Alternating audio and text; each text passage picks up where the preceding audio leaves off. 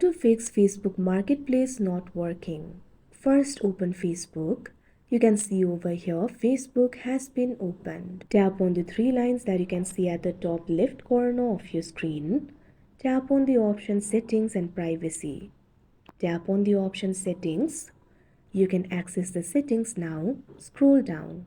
Under the section for Preferences, find the option for tab bar. Tap on it. Tap on the option Customize the bar. Now you can customize the navigation bar. Find the option for Marketplace. Tap on the option Auto that is selected right now. Tap on the option Hide. Now the Marketplace will be hidden. Now wait for a while. Tap on the option Hidden right next to the Marketplace.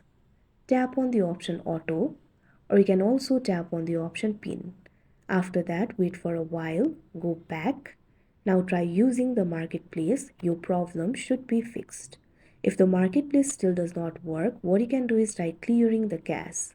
Open the settings on your app. Find the option for storage. Tap on it. Tap on the option Apps. Find the option for Facebook. Tap on it. Tap on the option Clear Cache.